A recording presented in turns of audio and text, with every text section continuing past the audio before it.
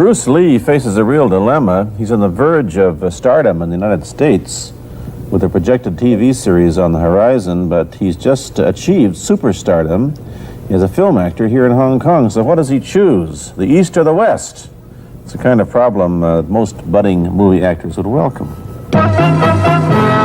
It's the Pierre Berton Show, the program that comes to you from the major capitals of the world. This edition comes to you from Hong Kong. And Pierre's guest is the man who taught karate, judo, and Chinese boxing to James Garner, Steve McQueen, Lee Marvin, and James Coburn.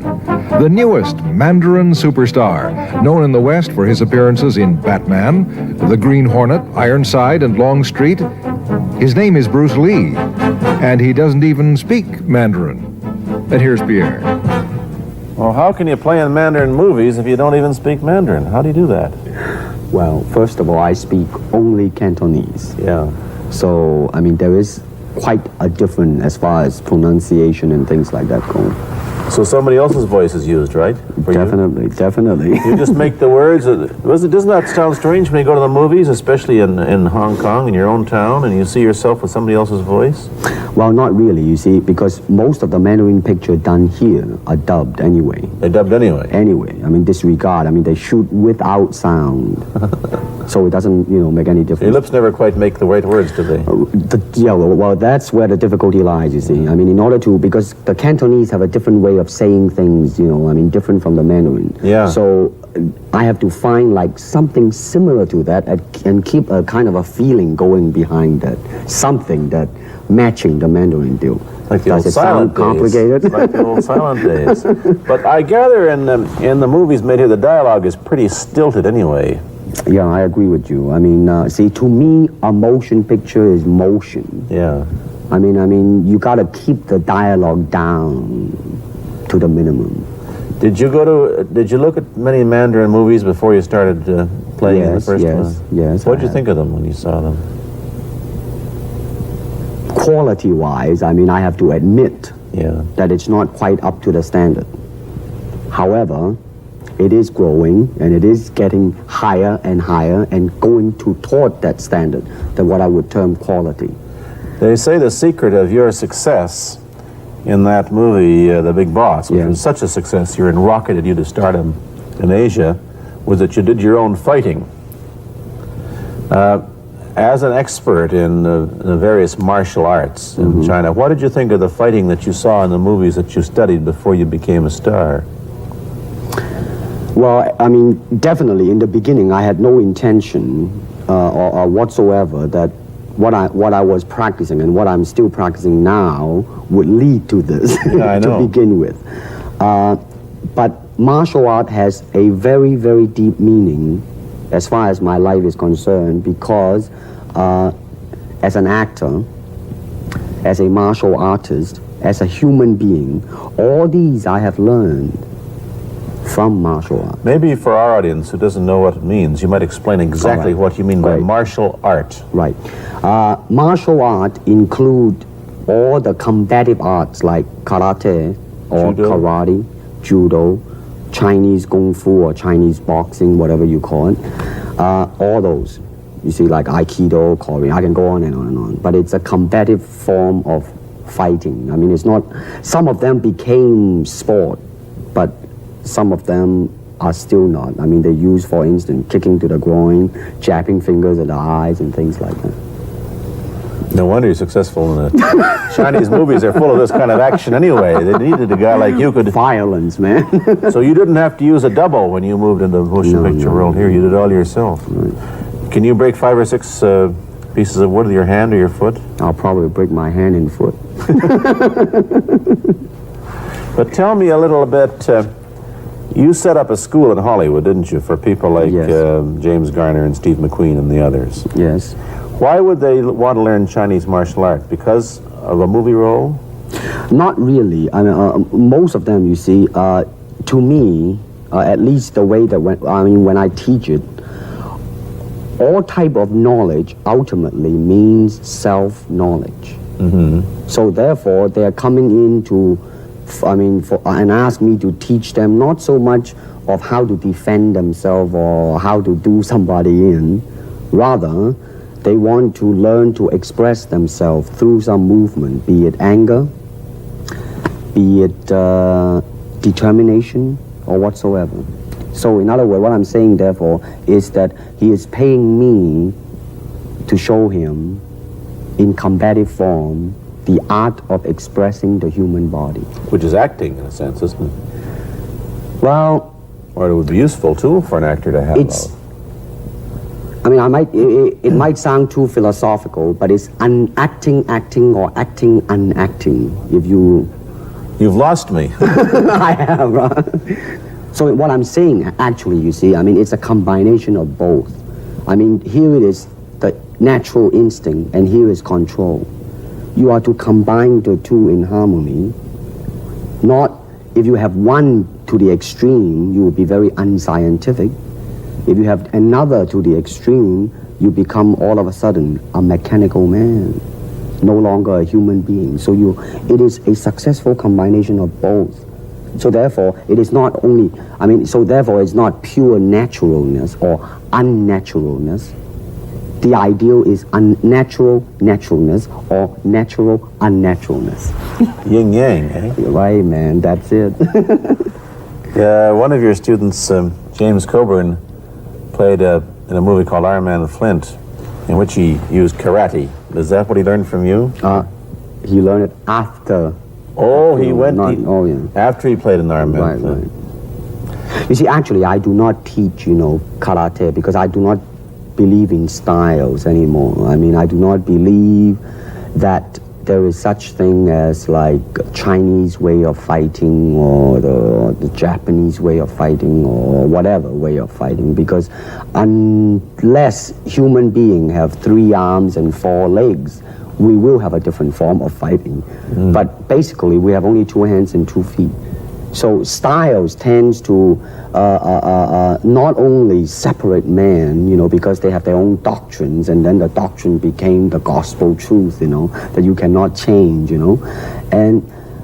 But if you do not have styles, if you just say, well, here I am, as a human being, how can I express myself totally and completely? Now, that way, you won't create a style, because style is a crystallization, that way it's a process of continuing growth. You talk about Chinese boxing. How does it differ from, say, our kind of boxing? Well, first we use the feet, That's and a then start. we use the elbow, and You use the thumb, too? you name it, man, we Use it all. You have to, you see, because, that is the expression of the human body. Everything, not just the hand. And when you're talking about combat, well, if it is a sport, now you're talking about something else. You have regulations, you have rules. But when you're talking about fighting as it is, rules. with no rules, Not real fighting. well then, baby, you better train every part of your body. And when you do punch, now I'm leaning forward a little bit, hoping not to hurt any camera angle. You gotta put the whole hip into it and snap it and get all your energy in there and make this into a weapon. I don't want to tangle you in any dark that right now. You anyway. came at me pretty fast there. What is the difference between Chinese boxing and what we see these young men doing at 8 o'clock every morning on the rooftops in the parks called shadow boxing, which they're always... Well, actually, you see, that is part of Chinese boxing. It is. There are so many schools. Everybody here schools. seems to be, going like this all the time. Well, that's good. They're all I'm good very shape. glad. I'm very glad to see that, because at least somebody is caring for their own body, right? Yeah. That's a good sign. Well, it's a kind of a slow form of exercise, which is called Tai Chi Chuan. I'm speaking Mandarin just now. Yeah. Cantonese Tai Chi Kun, okay? I see. And it's more of an exercise for the elderly, not so much for the Give me young. a demonstration. Show me. Can you do it? A little bit of it? Just so that, the hand-wise is very slow. Oh, is it? And you push it out, but all the time you are keeping the continuity going.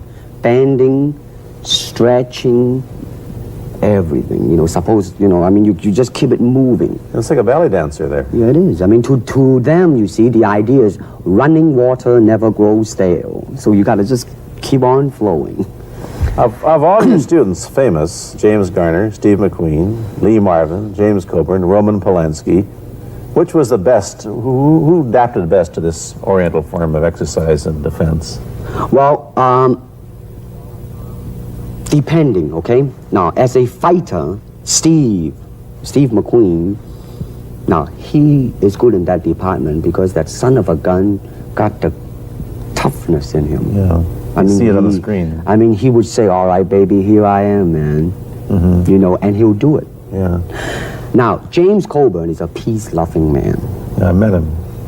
Right? I mean, Yeah. you've met him. I mean, he's really, really nice. I mean, super mellow and all that. I mean, you know, I mean, now, he appreciates the philosophical part of it. Therefore, his understanding of it is deeper than Steve. So it's really hard to say. You see what I'm saying now? I see. I mean, it's different. So that's, I mean, depending on what you see in it. Interesting that we don't, in our world, and haven't since the days of the Greeks who did, combine philosophy and art with sport.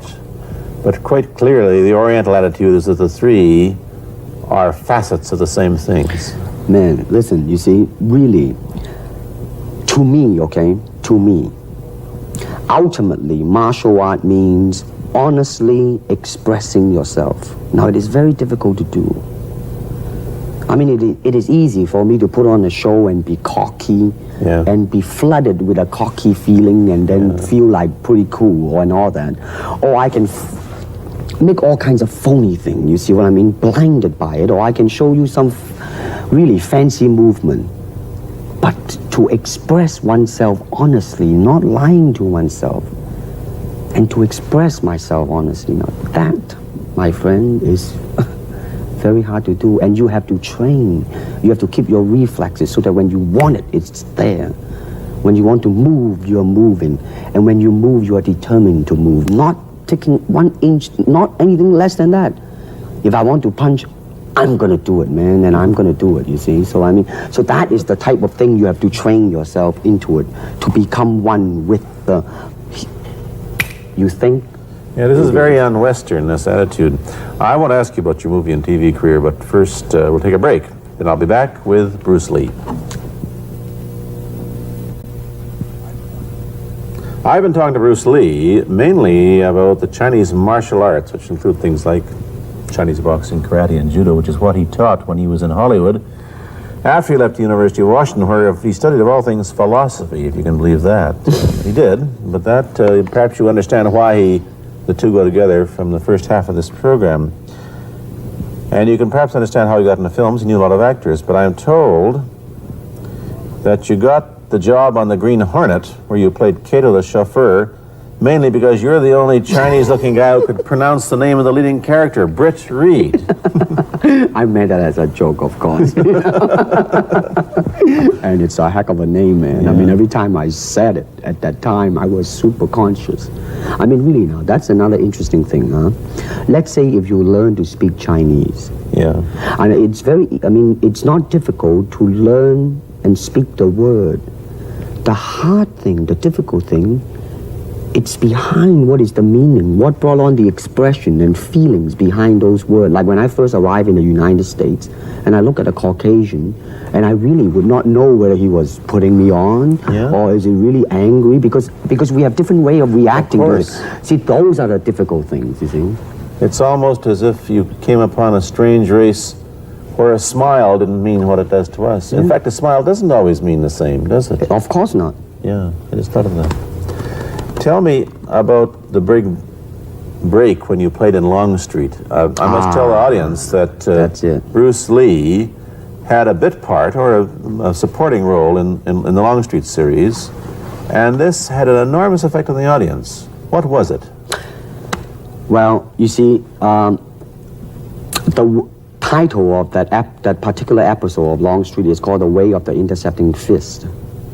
Now, I think the successful ingredient in it was because I was being Bruce Lee. Yourself? Myself, right. And did that part, just express myself, like I say, honestly express myself at that time. And because of that, I brought favorable mentioning in like New York Times, which says like the Chinaman who incidentally came off quite convincingly enough to earn himself a television series, and so on and so on and so forth. Can you remember the lines by Sterling Siliphant, the key lines? He's one of my students, you know that? Was he too? Yes. You've had everybody as your student. But you read, there were some lines that expressed your philosophy. I don't know if you remember them or not. Oh, I remember that. I Let's said, hear. this is what it is, okay? You're talking to Longstreet, played by James Francesca. I said, empty your mind.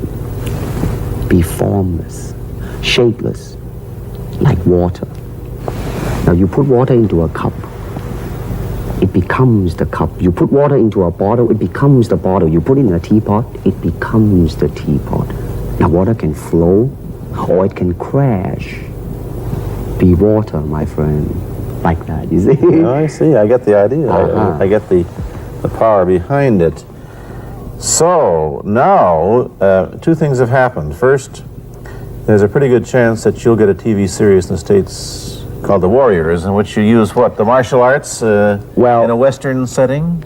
That was the original idea. Now, Yeah. Paramount, I did Longstreet for Paramount, and Paramount wants me to be in a television series. On the other hand, Warner Brother wants me to be in another one, but both of them, I think, they want me to be in a modernized type of a thing. And they think that Western idea is out. Whereas You want to do the Western, eh? I want, because you see, I mean, how else can you justify all these punching and kicking and violence except in that period of the West? I mean, in nowadays, I mean, you don't go around on the street kicking people or punching people. Because if you do, that's it. I mean, I don't care how good you are, But this is true also of the Chinese dramas, which are mainly costume dramas. And they're all full of blood and gore over here. Oh, you mean here? Yeah. Well, unfortunately, you see, I hope that the picture I am in would either explain why the violence was done, whether right or wrong or whatnot. But unfortunately, pictures, most of them here, are done mainly just for the sake of violence. You know what I mean? Like, fighting for 30 minutes, get stabbed 50 times. But I'm fascinated. Let me give you your microphone back. I'm fascinated that you came back. I am a martial artist. You came back to Hong Kong on the verge of success in Hollywood and full of it. And suddenly, on the strength of one picture, you become a superstar. Everybody knows you. You have to change your phone number. You get mobbed in the streets.